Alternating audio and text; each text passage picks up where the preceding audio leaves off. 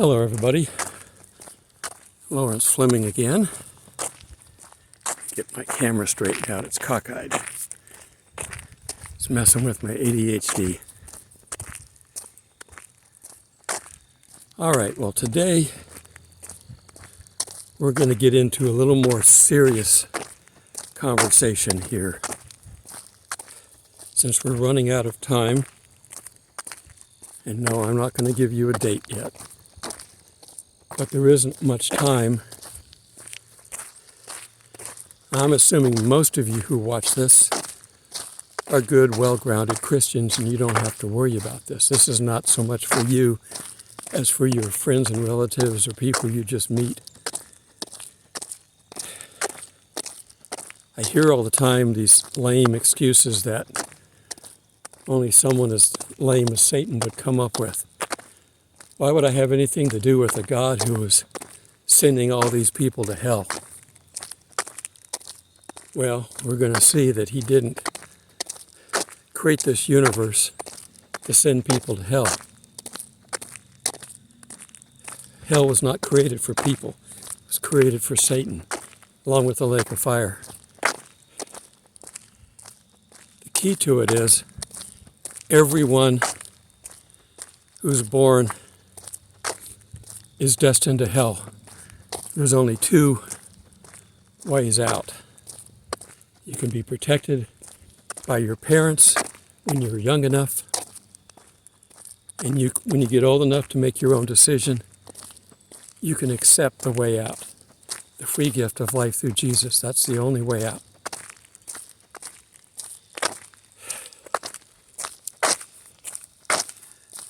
So, God does not send anybody to hell.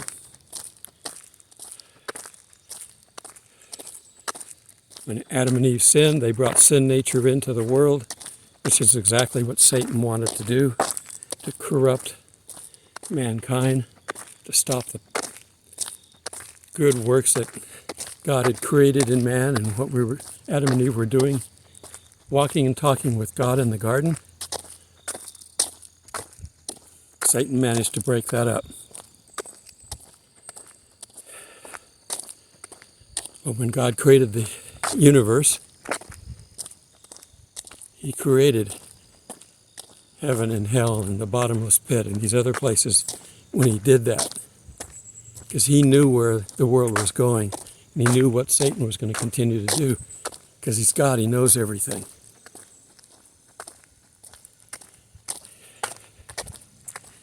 Satan has continually, since the beginning of time, tried to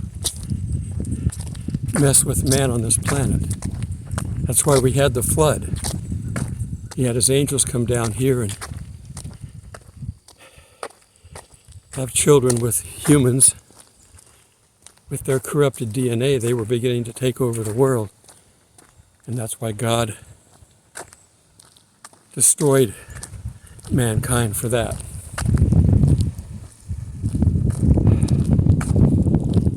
He only saved 7 people, 8 people, Noah and his family.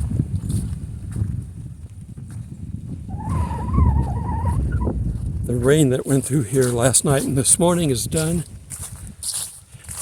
And like I said before, when I came over here and sat on my swinging bench, I can do this because it's not one of these wood benches.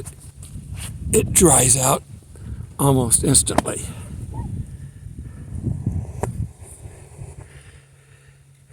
I'm going to bring another movie analogy in.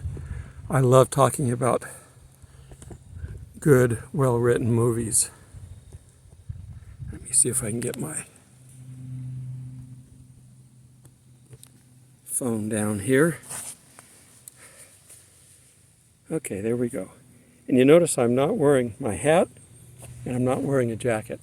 It's not warm, but it's not cold. And it's not going to rain anymore. But the movie that I liked, another science fiction movie, Andromeda Strain. Who was in that? Burgess Meredith. God, who are the other actors? I can't remember their names now. I should. Terrible with names. Now the storyline is not where I'm going with this. The storyline is that they picked up some kind of a bug in space, brought it back to Earth, and then it crash landed in some little city, and they opened it up and it infected everybody. That's not where I'm going. But then they had a place in Nevada someplace where they had this laboratory where they could do experiments and try to find out. It was supposed to be an advance of the lunar lab that they had during the Apollo program. And it had a self-destruct nuclear bomb at the bottom of it in case it was going to get out of hand. One of the camp hosts going through and checking out the sites.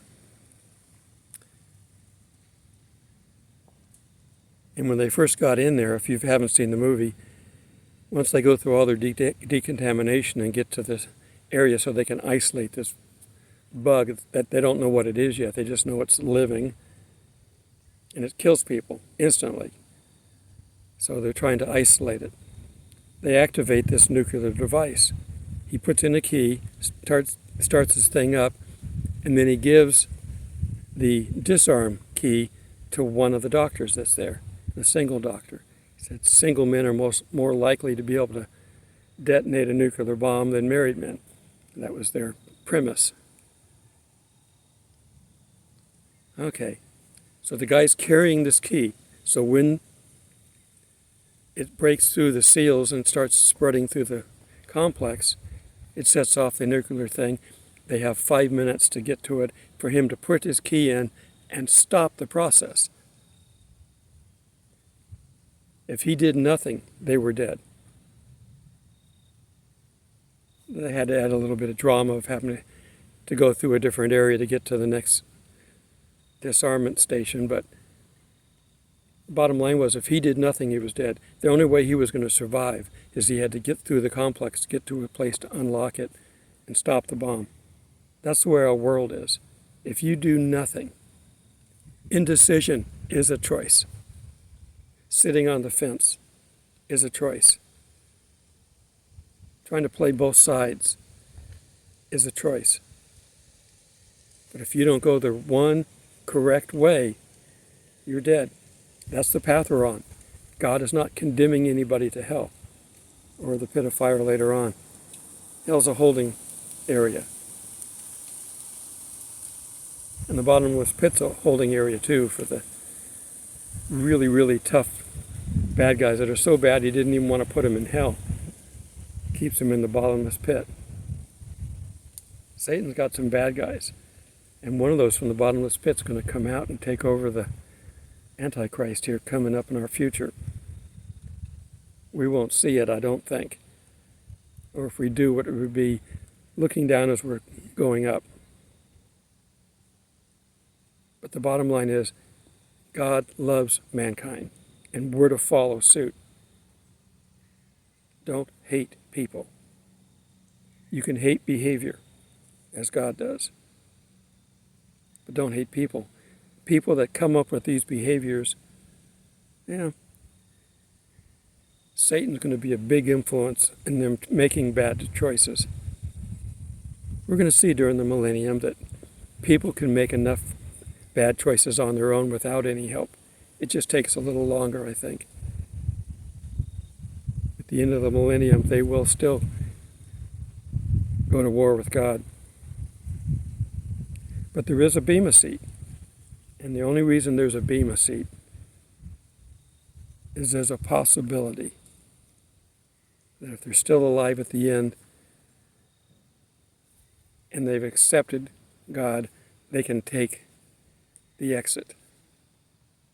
Everybody else who refuses to, and it talks about this a number of places where in spite of all this, they still don't accept Christ or God. But they don't know. And what they don't know is deadly. And they've gotten lies, constant lies from Satan. And those lies are going to be around during the millennium. Satan won't have his influence directly, but he'll indirectly have it. because everybody that's alive then will go into it. We'll get to manage them. The first couple of generations will probably be okay, but they're heading to hell. You know, we say the world's going to hell in a handbasket. You can just carry your life's direction with you in a handbasket. It's like carrying a bomb. You need to get rid of it. You need to accept Christ and don't be fooled. Okay, let me get my Bible out here.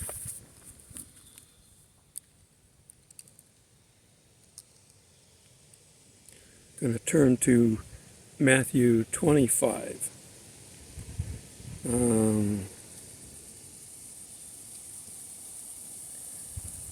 Some of the chapter before us, it talks about, this is Jesus talking, telling them that they took care of him and all that stuff. And go, when did we feed you? And when did, if you did anything to the least of these, you've done it to me.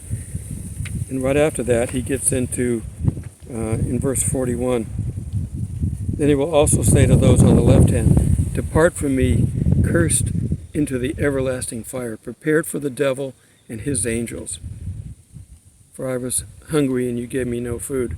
I was thirsty, and you gave me no drink. I was a stranger, and you did not take me in. Naked, and you did not clothe me. So hell and the fire were both created for the devil and his followers. So when you're born, your sin nature makes you part of the devil's brood, kin. You're going the same place he is. He is going to choose not to accept Christ. So he's going to hell and to the fiery pit. We still have a choice. Don't let Satan tell you you don't. You have a choice. Cursed to the everlasting fire, prepared for the devil and his angels. The devil and his angels. And the devil will eventually come to earth with his angels to try to kill us. I don't know what we're going to see, if that is going to be something that's visible or not. If it is visible, then we're going to be part of it, because we're going to be raptured right after it. Why can't I find my marker?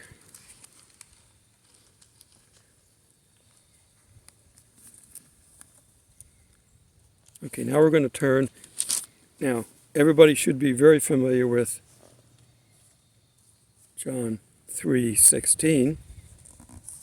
For God so loved the world that he gave his only begotten Son, that whoever believes in him should not perish but have everlasting life.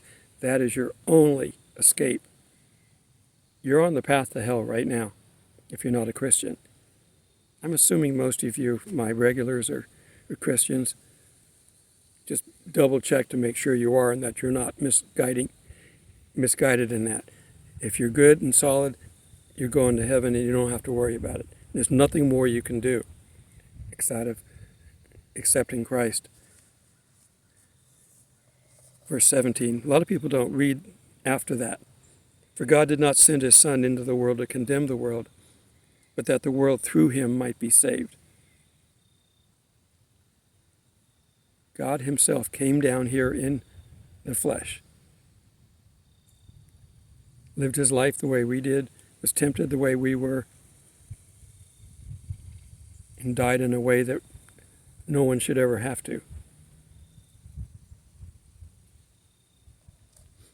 And the reason, in 18, he who believes in him is not condemned, but he who does not believe in him is condemned already.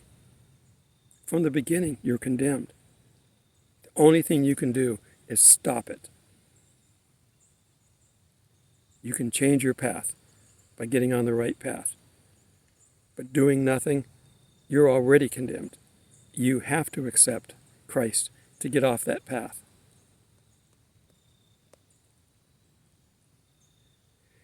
But he who does not believe is condemned already, because he has not believed in the name of the only begotten Son of God.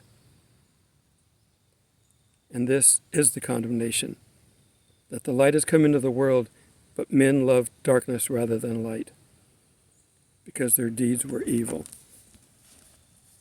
It's hard to imagine that all these people will deliberately say, I want to go to hell. Nobody's saying that. They're convinced that heaven and hell don't exist. Another lie from Satan. Satan is the expert deceiver, the expert liar. You create division so you can't talk about it, which is what's starting to happen now. If you're talking about it, then there's a chance you can be saved, and he doesn't want that. So he's going to make it illegal for you to talk about it. In some countries, they're killing Christians just for being Christians and for talking about it.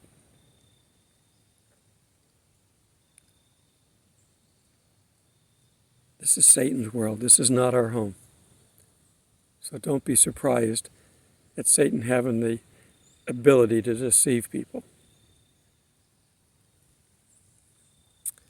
And his Jesus Christ clone, the beast, the Antichrist, whatever you want to call him, is going to have all the abilities of Satan and will be very personable. He will not appear to be an evil person by any means. If you've got somebody out there who's a leader and you say, this guy's so evil, it's got to be him, that right there tells you it's not. This guy is going to be, I don't know if they're going to still have Time magazine by the time he gets here, but they'll put him on the cover just like they put Hitler on the cover of Time magazine 3 times. He started off looking very, very helpful, very positive, very gifted. And when he got control, that's when he snapped and switched. And that's the way the Antichrist is going to be. Hitler is a little a Antichrist, a dry run, a practice run, and it worked. All the tactics that he used, the new one's going to use. The new one is most likely here in his benign state. Until he's indwelled with the spirit of Satan, he won't have the powers to do what he's going to later have the ability to do. But he's most likely involved in the world somewhere. He's got to be from the Roman Empire.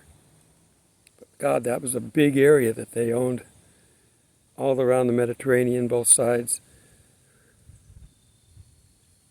Obviously, Rome would be part of that, but it can come all the way into the Middle East to Iran. It can go all the way to Lebanon, Turkey, all the countries along there, Spain, there's a lot of areas, the north part of Africa, all over the place.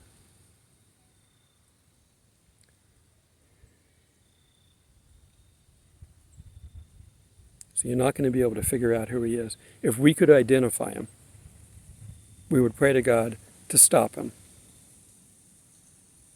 So we're not going to know who he is. We should be leaving when he gets here.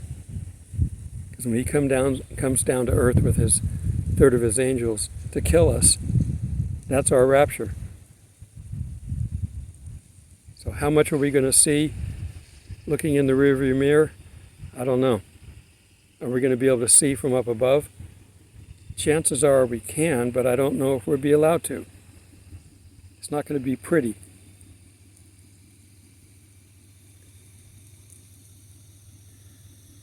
I got a truck right next to me driving down the boat ramp. He does not have a boat. He just wants to drive down to the end, I guess. Hope your brakes work, because this is a steep ramp. A lot of ramps are very quick and easy. He's going to go all the way to the end. Are you going to get your tires wet? Yes, he's driving all the way. finally stopped. There are fools born every minute. Okay. I got more people walking in the park. Everybody's going to come out of the woodwork now that it's stopped raining. We're completely done with this batch now. This is a horizontal storm coming from Texas, so the air is not going to be super cold, but it's very humid, which makes it colder. We can predict the weather by looking at the world. We can predict the end times. We just don't know any exact dates. Our current flavor of the month is Hanukkah. Is it possible? It's always possible. Could be the day before, it could be the week after. It's not tied to a date, people. It's tied to Satan.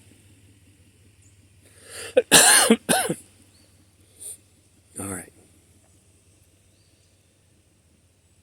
Well, this was a short one, but it's negative.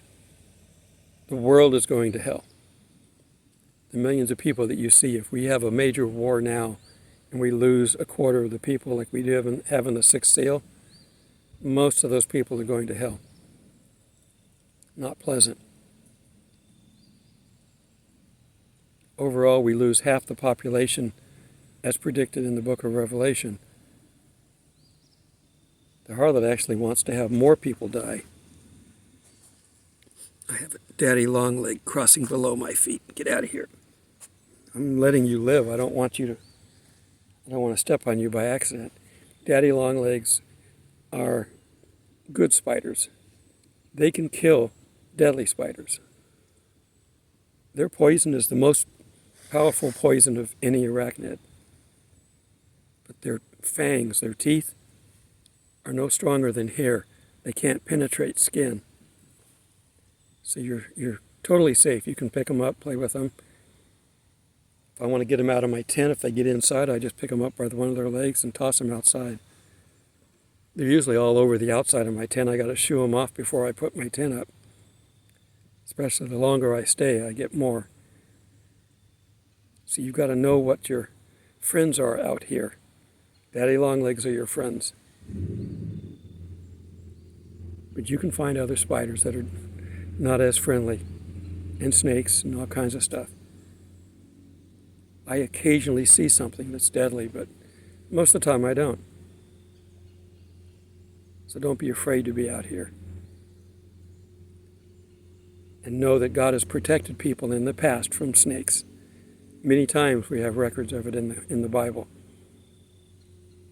And Satan's a snake, so if he were to call up one of his friends to attack, I'll throw a staff down. It'd turn into a snake like Moses, huh? He did that. He threw his staff down, turned into a snake, impressed the Pharaoh. The Pharaoh looks at his magic guys there, and they threw their staffs down, and they turned into snakes too. But Moses' snake ate their snakes. Paul got bit, didn't die. God will look after his type and his people as long as we're doing stuff for him. It will be to the glory of God, not to us. All right, I'm going to go ahead and wrap this up. I may throw a little bit of bee footage. Till we meet in the clouds. God bless.